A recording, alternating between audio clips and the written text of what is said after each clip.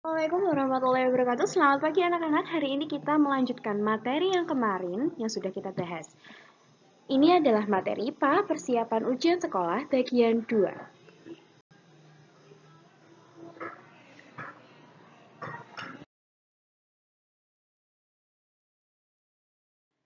Baik, untuk kelanjutannya di nomor 14, kalian akan diingatkan lagi dengan materi komponen utama dalam sebuah pembangkit listrik tenaga air. Komponen utamanya itu hanya 2 ya. Kalian perhatikan yang Bu Stevi lingkari merah. Yang pertama ini dan yang kedua adalah ini. Namanya turbin dan juga generator. Jadi pembangkit listrik tenaga air itu komponen utamanya adalah turbin dan juga generator. Untuk fungsinya, yang pertama adalah turbin. Nah, turbin ini setelah air masuk, air yang beraliran deras, sangat deras kekuatannya. Jadi dia itu dapat memutar turbin. Nah, turbin ini nanti akan mengubah energi potensial tersebut menjadi energi mekanik. Dan perputaran turbin ini akan dihubungkan langsung ke generator bagian atas itu ya. Jadi setelah turbin kemudian generator. Generator fungsinya apa? Generator fungsinya adalah untuk mengubah energi mekanik dari turbin tadi menjadi energi listrik. Sehingga energi listrik ini dapat disalurkan ke transformator, kemudian dialirkan ke sutet atau jaluran transmisi berikutnya. Begitu ya. Baik, selanjutnya nomor 15.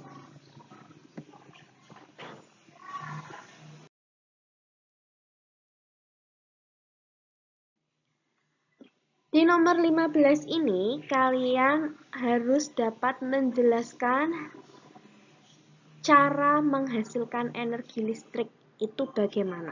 Jadi energi listriknya itu kalian identifikasi itu apa saja. Energi listrik itu bisa didapatkan dari air, terutama air yang dapat mengalir deras ya. Kemudian surya atau matahari, uap, batu bara. Ya, jadi energi listrik itu dapat dihasilkan dari energi air, matahari, uap, dan batu bara.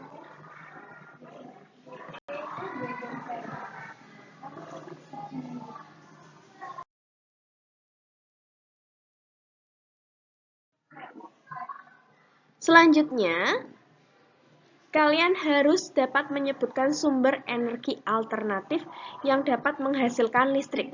Sumber energi alternatif ini adalah sumber energi sampingan di samping energi utama. Apa saja itu?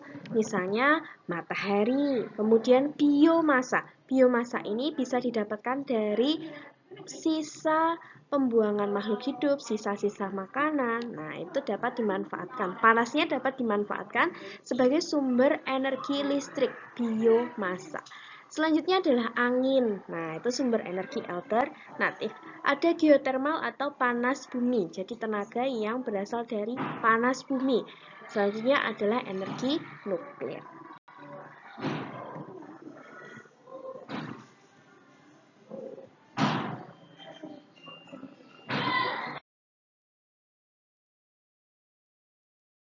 Nah, ini adalah beberapa gambaran supaya kalian mengetahui energi alternatif itu bagaimana.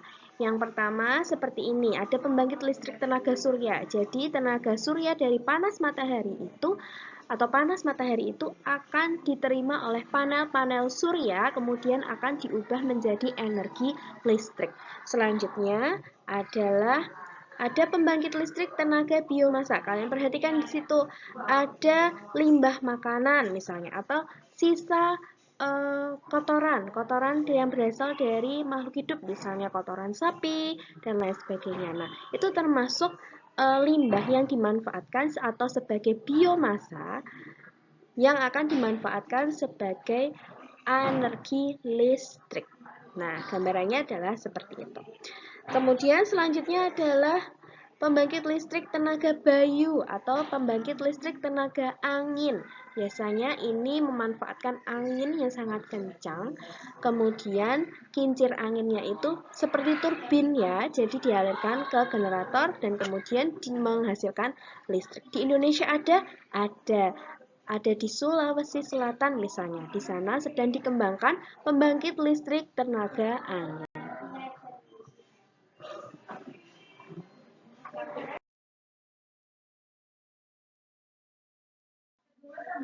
Selanjutnya, kalian nanti akan menjelaskan cara menghemat listrik dalam kehidupan sehari-hari. Wah, ini sangat mudah sekali karena sebelumnya kalian sering sekali sudah mempelajari ini dan di rumah mungkin kalian juga sudah menerapkannya.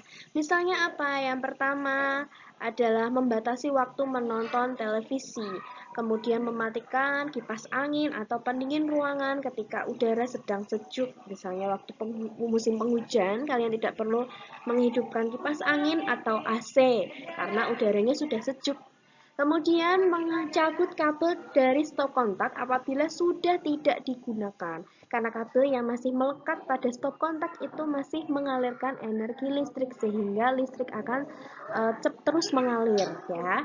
Jadi harus dicabut supaya aliran listriknya itu terhenti. Selanjutnya, jangan biarkan pengisi daya telepon, seluler, atau laptop terpasang di stop kontak semalaman. Seperti kalian misalnya mencas handphone itu semalaman, besok paginya baru dicabut. Alangkah lebih baiknya dipasang alarm agar tidak terlalu lama mengecas HP-nya, seperti itu ya. Kemudian selanjutnya adalah mengganti lampu dengan daya yang lebih kecil, yaitu lampu LED misalnya. Selanjutnya mematikan saklar lampu saat kondisi ruangan itu sudah cukup cahaya. Begitu ya.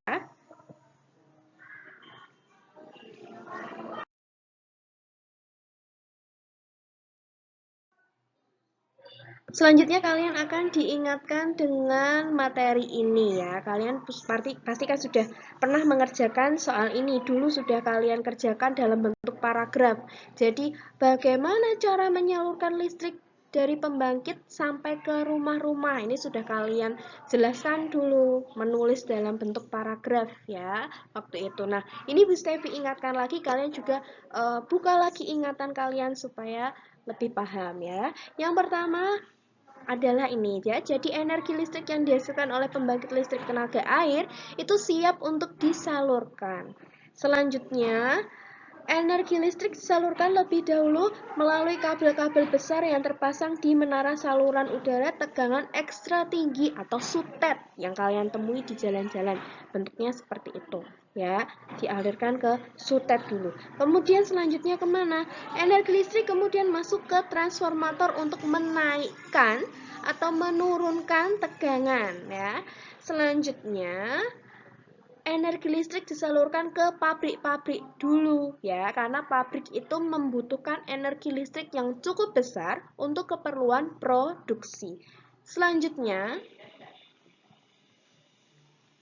energi listrik kemudian masuk lagi ke dalam transformator. Jadi transformator yang ini fungsinya adalah untuk menurunkan tegangan, karena kan tadi sudah disalurkan ke pabrik-pabrik yang tegangannya itu harus lebih tinggi. Kemudian masuk ke transformator penurun tegangan. Selanjutnya, nah energi listrik dari transformator bisa kalian nikmati di rumah.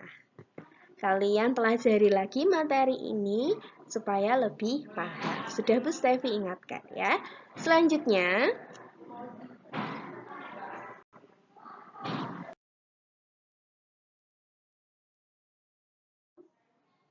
kita sampai pada materi kemagnetan, magnet. Ya, jadi di nomor 19 nanti kalian akan disajikan gambar, kemudian kalian harus dapat menyebutkan jenis-jenis magnet. Wah, mudah sekali ya. Jadi di sini Bu Stevi sudah sediakan gambar seperti ini. Nah, namanya apa saja? Mari kita pelajari mulai dari ujung kiri ya. Yang pertama adalah magnet batang seperti ini. Seperti sabun ya, batang, panjang. Nah, selanjutnya adalah magnet silinder. Bentuknya seperti pipa tetapi tidak ada lubangnya ya. Selanjutnya adalah magnet jarum. Terakhir, magnet tapal kuda atau biasa disebut dengan magnet ladam kuda. Nah, ini. Gampang ya? Pasti kalian sudah langsung ingat ini karena sangat mudah materinya. Baik, lanjut.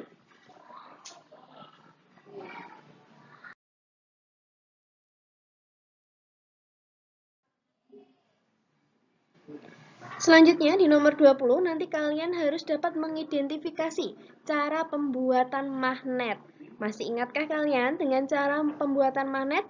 Kalau sedikit lupa, Bu Stevi ingatkan lagi. Kalian perhatikan ini. Nah, cara membuat magnet itu ada 3 ya. Yang pertama adalah dengan cara menggosok searah seperti itu ya, searah ya. Kemudian yang kedua adalah elektromagnet. Jadi, logam yang sebelumnya itu tidak memiliki kekuatan magnet akan dihubungkan dengan baterai atau sumber tegangan sehingga dapat memiliki kekuatan magnet ya. Gitu. Biasanya bersifat apa cah? Sementara, jadi tidak permanen ya. Selanjutnya dengan cara induksi, jadi logamnya itu didekatkan dengan magnet sehingga akan tertular energi magnet sehingga memiliki kekuatan magnet yang juga bersifat sementara. Gitu ya, kalian ingat-ingat lagi tapi langsung hafal ini sebenarnya ya. Jadi kalian hafalkan, perhatikan gambar-gambarnya ini supaya lebih paham. Ingat lagi, oke? Selanjutnya,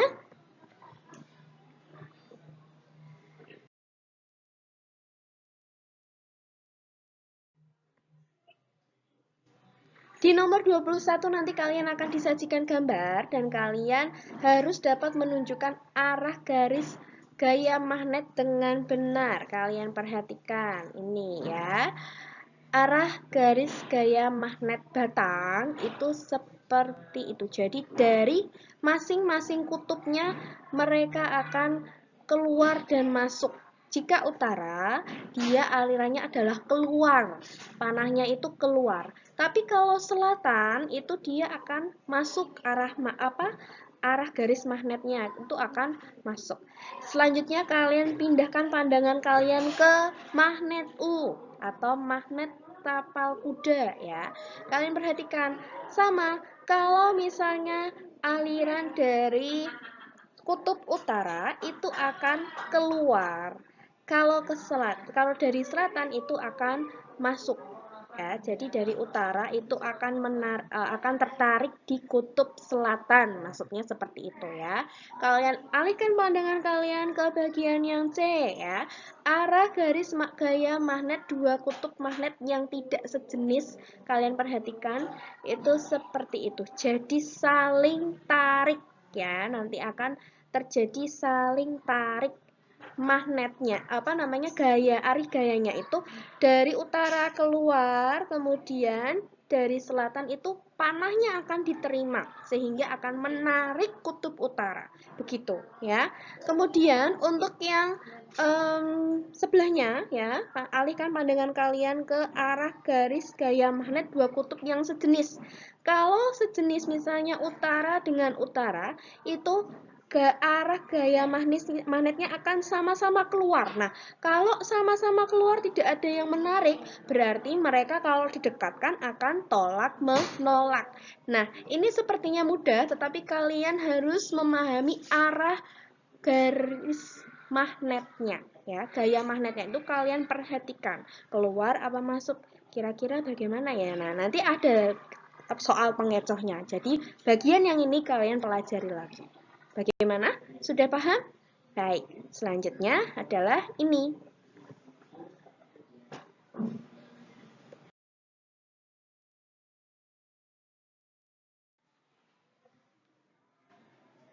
Di nomor 22 kalian akan menjelaskan manfaat magnet dalam kehidupan sehari-hari. Ini juga mudah ya. Di keseharian kalian juga pasti kalian akan menemui manfaatnya apa saja. Kalian perhatikan ini ya.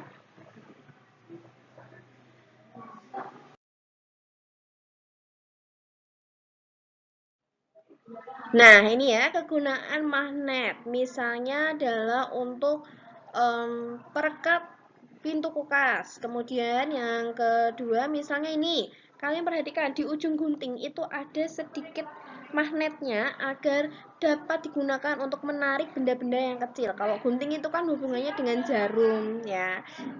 Jadi untuk apa namanya? Supaya mudah untuk mencarinya. Nah, itu di ujung gunting ada magnetnya. Selanjutnya adalah untuk penentu arah, jelas ya, sebagai kompas, digunakan untuk kompas. Selanjutnya untuk ini crane atau penarik benda-benda atau besi bekas misalnya ya untuk didaur ulang. Nah, itu menggunakan gaya magnet. Selanjutnya adalah ini untuk speaker. Nah, speaker ini digunakan magnetnya untuk pengeras suara. Selanjutnya, nah ini sama seperti gunting, jadi obeng itu di ujungnya ada sedikit magnetnya untuk menarik apa? Kerjasamanya kan dengan sekrup, dengan paku misalnya ya, nih kok paku, dengan sekrup kecil-kecil gitu ya. Nah ini, selanjutnya.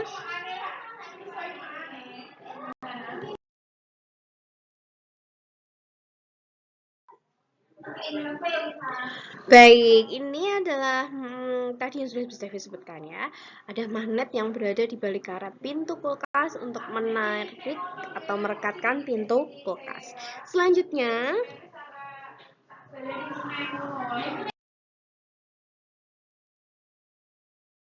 nah, kalian masih ingat ini enggak ya? Jadi pada dinamo sepeda itu juga menggunakan gaya magnet untuk menghimpun atau menarik bagian listriknya, mengubah energi listrik menjadi cahaya. Kemudian selanjutnya untuk menarik lonceng pada bel listrik, nah itu juga menggunakan magnet.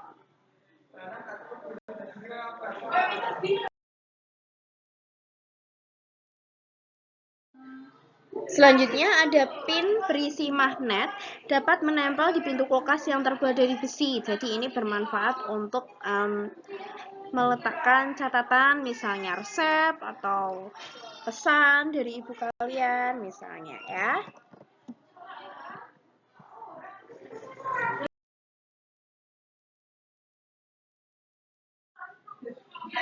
Penjepit tas berisi magnet agar tas dapat tertutup dengan rapat. Nah, ini mungkin salah satu dari kalian memiliki tas dengan model pengait seperti ini.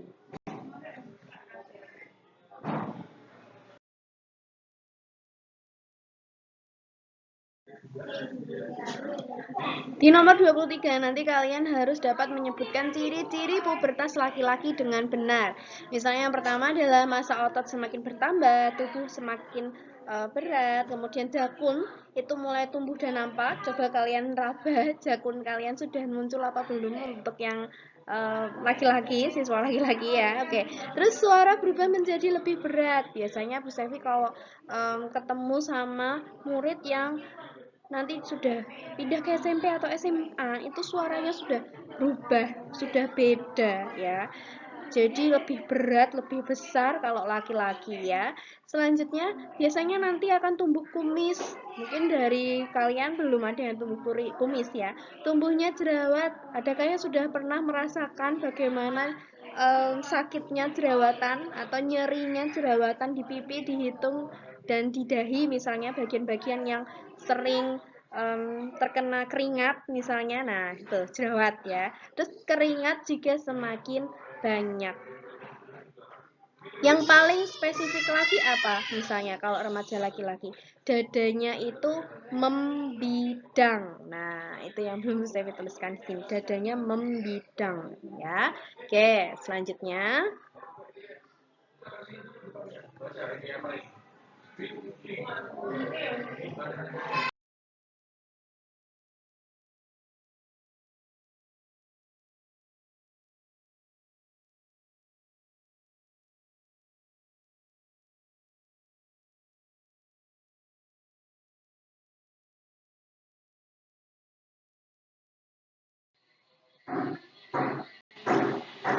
Baik, di nomor 24, kalian harus menyebutkan ciri-ciri pubertas perempuan dengan benar. Kalau tadi laki-laki, di nomor 24 adalah perempuan. Jadi ciri-ciri fisiknya apa? Yang pertama, massa otot bertambah, juga bertambah. Kemudian tubuh bertambah berat dan tinggi. Suara berubah menjadi lebih nyaring. Kalau yang laki-laki tadi berat, kalau yang perempuan itu nyaring. Terus tumbuhnya jerawat juga ada, keringat semakin banyak. Nah, yang paling spesifik dari ciri fisik remaja perempuan itu apa? Nah, ini ya, payudara itu membesar, sudah mulai terlihat ya. Kemudian pinggul juga membesar. Ini yang paling spesifik, yang paling terlihat misalnya ya. Oke, selanjutnya nomor 25.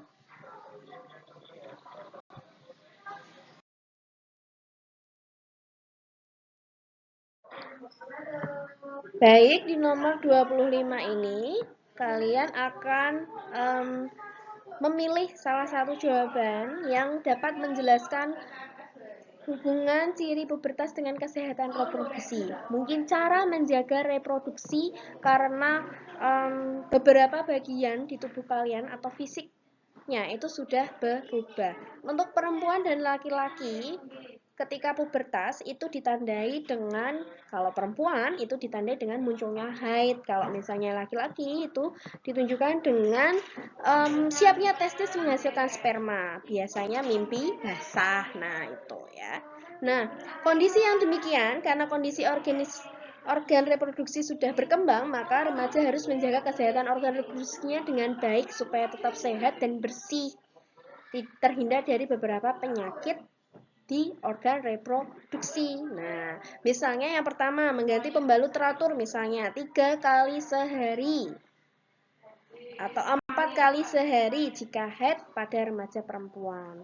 Kemudian yang kedua, memakai pakaian dalam yang nyaman dan menyerap keringat. Yang ketiga, mengganti pakaian jika berkeringat supaya tidak ada bakteri dan jamur. Oke.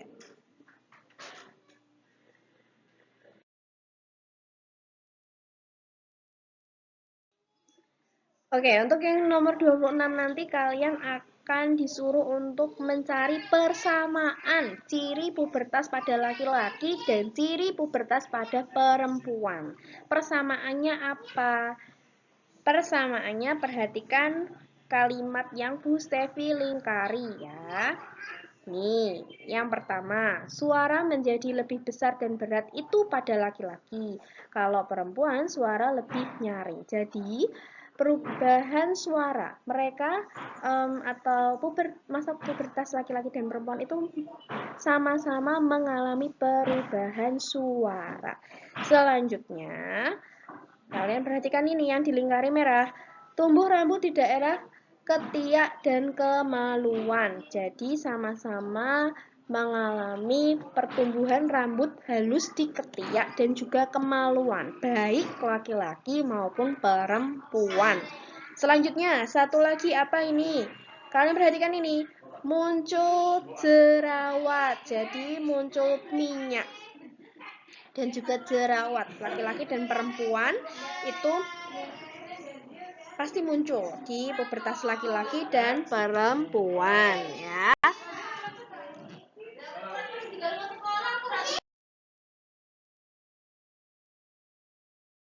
Oke, tugasnya yang pertama adalah ini, kalian kerjakan. Ini adalah soal uraian, jadi kalian kerjakan terlebih dahulu supaya terbiasa mengerjakan soal dengan seperti ini. Pasti kayak gini ya.